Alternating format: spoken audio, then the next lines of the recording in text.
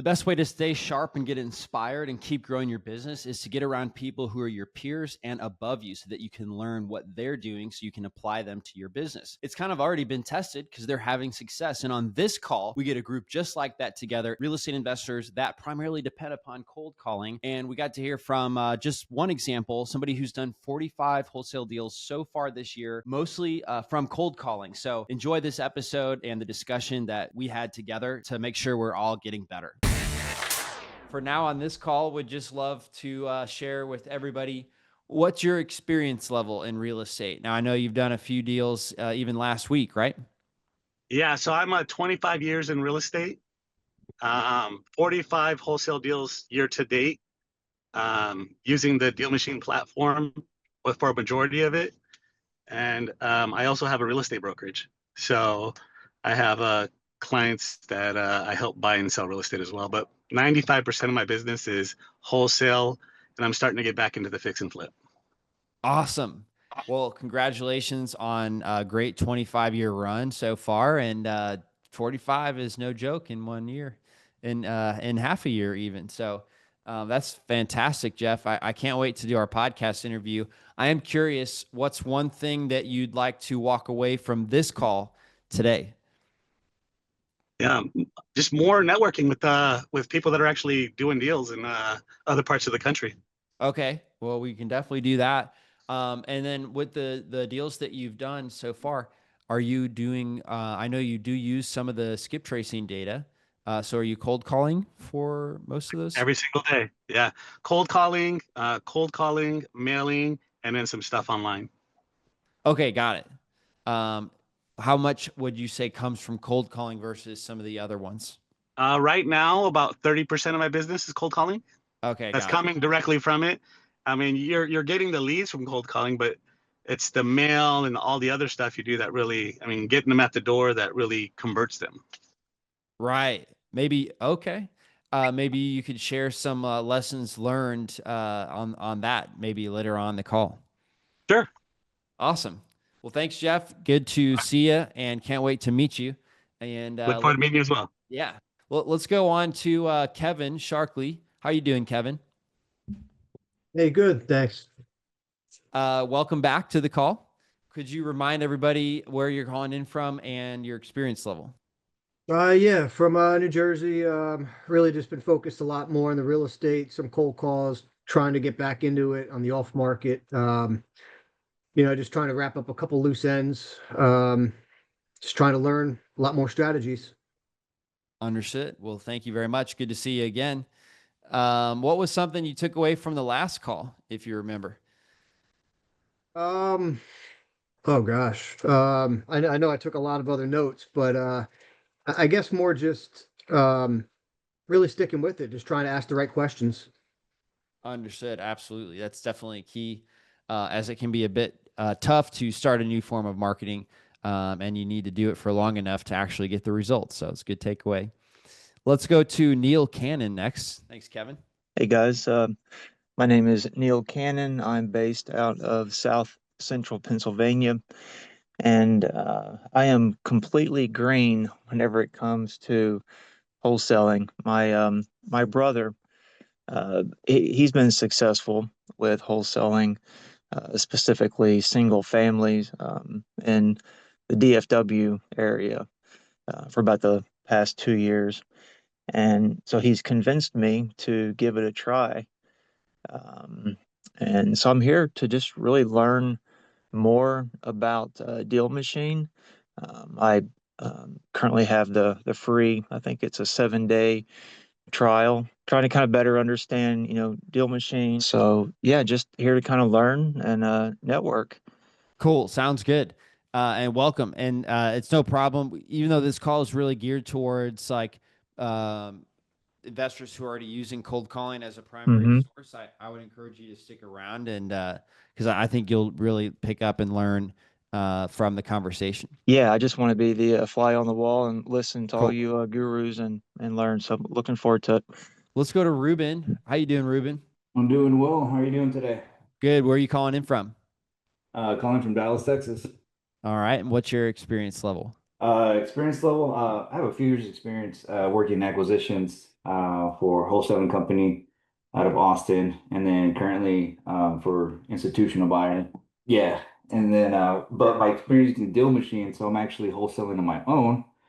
So recently, used DealMachine, driving for dollars because I like going around and actually seeing the real estate.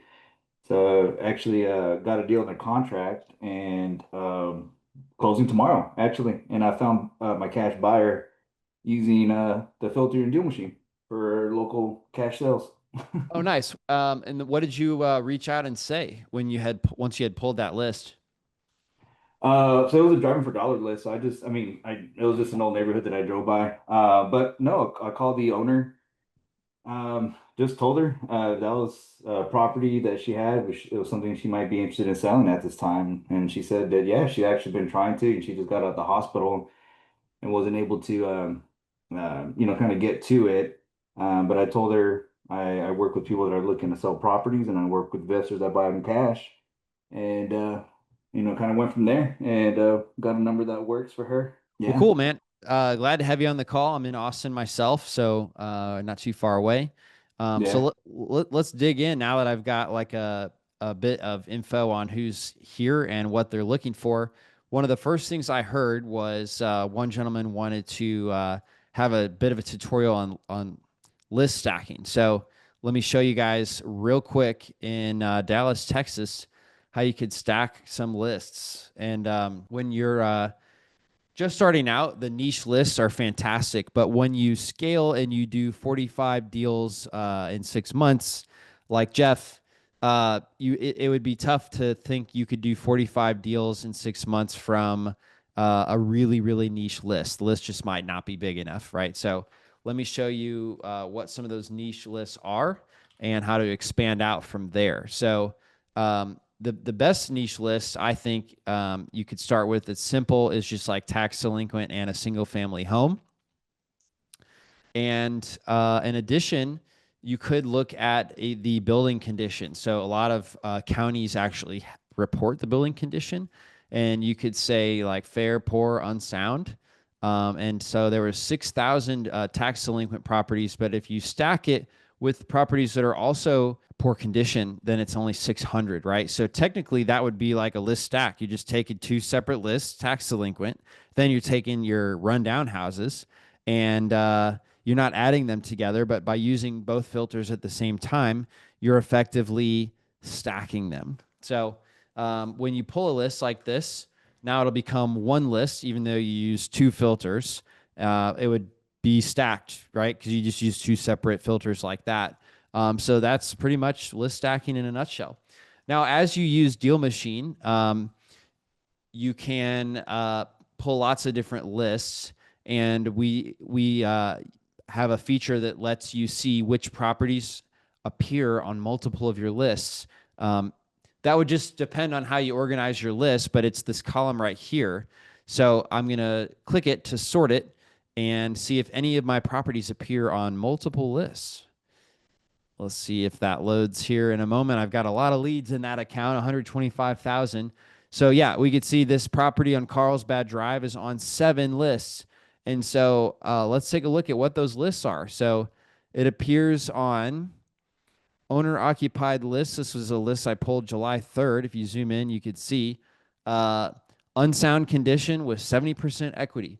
Then on July 26th, I pulled another list with owner occupied homes. Then I did another one with active liens on June 21st. And so there's 7 lists like that this property's on. So that's how our list stacking works. You see all these other ones are on 6 and 5 lists. So just click this column right here to sort it and see which properties are on multiple lists. So I did want to give you some additional tutorials. So if you are calling 10,000 homeowners a month or less, which if you're doing like list stacking, I'm sure you're very niched down. The DealMachine dialer is a great and perfect dialer for you to use because it has the best contact rate I've ever seen from any data and dialer combo. 25% contact rate is pretty normal, which you could see here if you look at this dialer dashboard and look at the amount of calls I've made in this time period, right? So contact rate, 24%. Again, unheard of. So if you're calling 10,000 homeowners a month or less, highly recommend the Deal Machine Dialer. If you're calling a broader list because you're doing 45 deals in 6 months, usually it works better to just go through a much broader list, maybe the entire absentee owner list in your area, for example.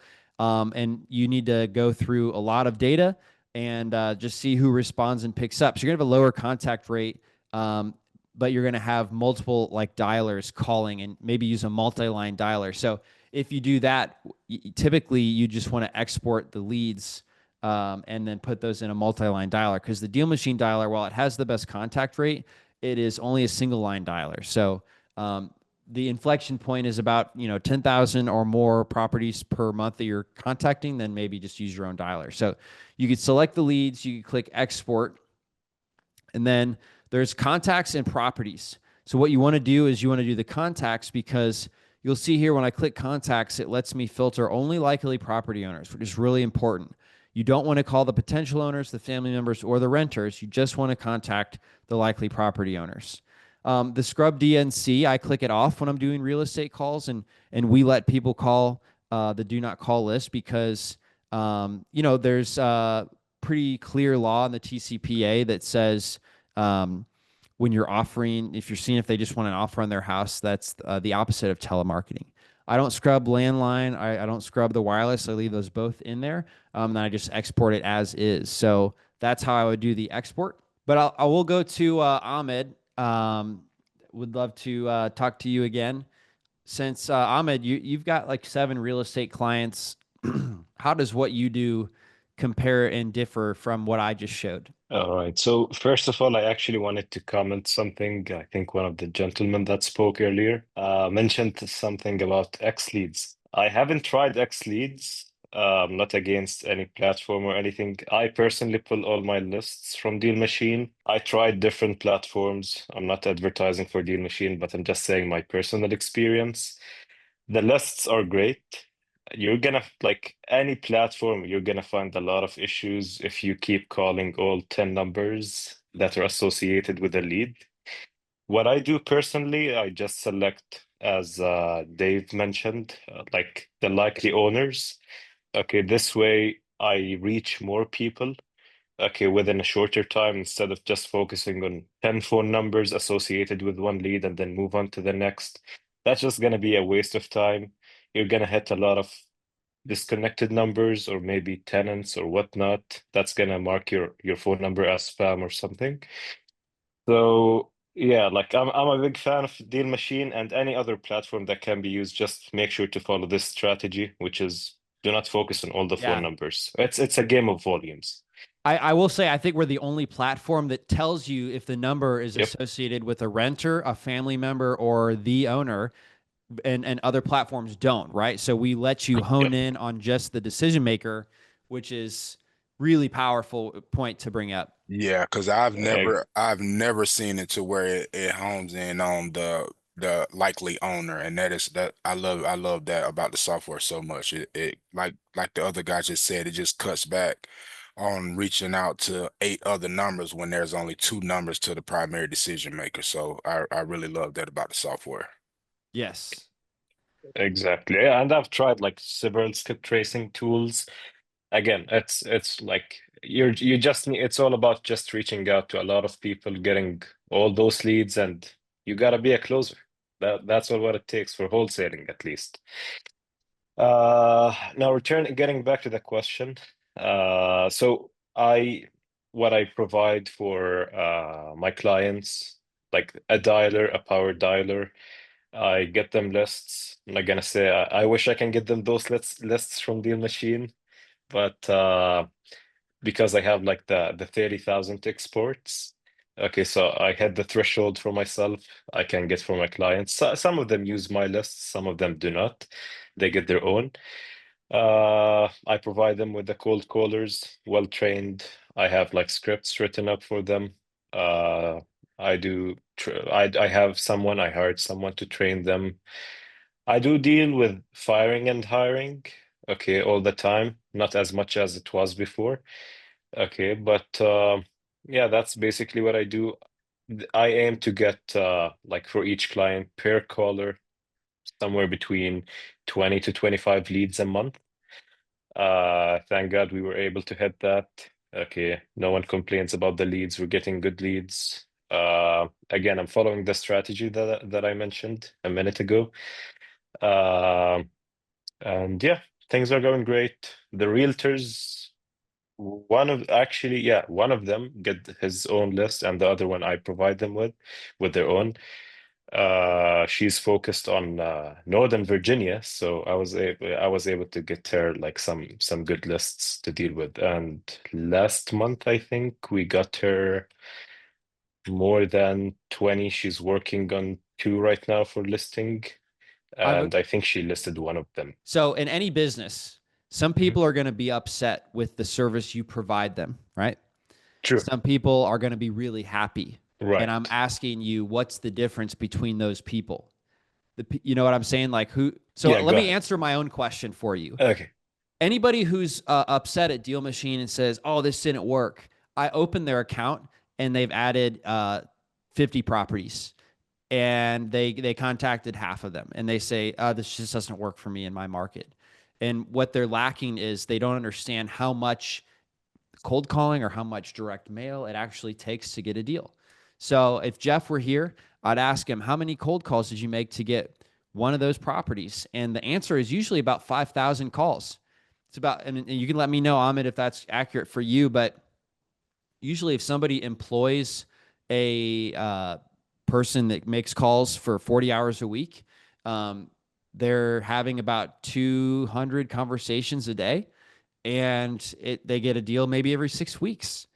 So that's a big thing, is expectations when you're going to be approaching, cold calling, is having that expectation, because you hear 10 no's, you think, oh, I must be doing something wrong. Not necessarily. It's just the fact that it takes a certain number of conversations to get a deal. So Right. yeah. Right. So I agree with you with what you said. Like, and I've been facing that with some of the clients that left us, and some like just prospected clients. Everyone is getting into wholesaling. Okay, they think it's easy money. It is easy money, but it's not as easy as other people make it sound. Right. I've faced, it's again, like people would expect, oh, once I get my team, once I hire cold callers, I'm gonna start getting leads since day one. I'm gonna start putting leads under contract since day one. I personally missed out on a lot of leads that I had in my own pipeline because I wasn't good at closing. I wasn't good with follow-ups. I had the same mentality as those other wholesalers or clients, because that's what we hear from the online gurus, or that's what we hear from like platforms or YouTube or whatsoever. So the main 2 things that I hear, or the main 2 negative things that I hear, are like, we're not getting leads, we're not putting things under contract, the list sucks. This is because the list sucks, or maybe the cold callers, which is really not the case. It all comes to the acquisition person who's following up with the person, with the prospect. Like, again, I've been following up with a lead for maybe 3 months, and we're getting closer to putting it under contract, but it's like you need to keep following up. And again, like, the pipeline has to be full. Maybe in a month or a month and a half, you're gonna start seeing results, but it's not gonna be since day one. Right. Well, thank you for sharing that, Ahmed. I appreciate that. Hi, my name is Tremaine. How you guys doing? Good. So I'm in Oklahoma City. I've done a few deals. This is probably my second year wholesaling. I'm licensed too, but I've done it. I used to have cold callers from another company. I was trying to figure out how much that guy charges, and I seen somebody else in the chat making notes about cold calling, but I kind of got busy with a whole bunch of different things and been diving back in. I've been using DealMachine the past I've had the account for like a year or two to pull lists, and I was using it to send to the cold callers. But now I'm trying to cold call myself just so I can get a better understanding of KPIs, because the cold caller I was using, I just didn't, the communication was off, it was outsourced and stuff. So Now I've been using the dollar. I have like I typically would drive a couple of hours a day, drive for dollars. So for me, just trying to figure out, it was good to hear you say exactly how many leads, like saying, about 5,000 touches, and that's 6 weeks out realistically. But then you wonder how these people getting so many deals, multiple deals a month. So I probably have closed, 20, 30 deals, but not that doesn't seem like a big number to when I hear people have closed hundreds. Yeah. Well, how did you end up getting your first one? And I also love your shirt, very professional looking. If you were Uh, going to meet a client or uh, somebody asked you while you were out driving, hey, what are you doing? You're like, yeah, it's right here. yeah. So, my first deal, actually, I took a guy's course. There was a guy named Tez Alberta. He teaches wholesaling in here in Oklahoma City. He just recently moved to Phoenix, Arizona, with a lot of the other big dogs. So I took a course, and then I actually made a social media post, crazy enough, and just said, if anybody's looking to buy a house, if anybody's looking to sell a house, let me know. And I ended up making $20,000 on my first deal. No And way. I promised to God. But what the crazy thing is, I got spoiled. So I thought that was like the norm because of social media stuff. I'm like, oh, well, all the deals are gonna be like this, but that's not what happened. And originally, what happened was when I first got the deal, I tried to send it to a whole bunch of different buyers. Everybody said it was too tight, too tight, too tight. And then one guy was another wholesaler who ended up reaching out to me. And he was like, I got a guy that's a doctor who's looking to move into that neighborhood. I promise you I can get it sold. So Yeah. I ended up JVing. I don't know what he made on the back end, but I made 20K on the first deal, which That's is crazy. fantastic. Yeah, from a social media post. So everybody make a social media post that reminds your followers that you can buy their problematic properties from them. So I would definitely do that. I'm getting a question from Neil. Is there a strategy that uses a combo of dialing, SMS, and direct mail? I thought this would be a good time for me to show you my document camera. I've been trying to get more visual with my communication. So let me answer this question with some visuals. So these are different types of lead generation strategies. You got PPC, direct mail, SMS, cold calling. You got TV, you got radio, and then you even have meta ads. I think I basically just got most of them. So the way that these work is a cycle, and I don't know if this is the exact right order, but I've been in the industry for 8 years, and if anybody else has been in the industry for quite a while, you'll notice that SMS, it really was like having its like moment about 4 years ago, and everybody started to do SMS, and then um, basically people went away from direct mail to do SMS. So as more of the money started to go into SMS and then these other categories, eventually mail became something that you could do and really cut through and win. And yeah, so basically that's just what happens in real estate is then direct mail starts working really well because everyone moved away from it 2 years ago. And it's very effective because everyone stopped doing it. And then we tell everybody in our masterminds that mail's working great. And then more and more people start doing it until mail becomes saturated. And then another one of these lead sources becomes the best opportunity until somebody figures that out and shares it in their mastermind. And then more people start doing it. And it just goes on. It just is a cycle. It always happens, right? So the question and the problem is if you are just starting out and you try all these things, you're basically going to waste all of your money. You're going to throw everything at the wall and see what sticks, and everything is going to slide off. And so this would be my recommendation is you should pick one. You should seek like somebody in your market that does that really well at a high level and understand what their metrics are. So seek the metrics from a trusted source. And then let's say, example, it takes 5,000 calls to get a deal. Maybe that's an operator who does 45 deals in 6 months. That guy's got his cold calling honed in, right? But you're just starting your cold calling. So you should have this as an expectation, but realize that you're probably not going to achieve the same thing they do because you're not quite so honed in. So 3 times your expectation.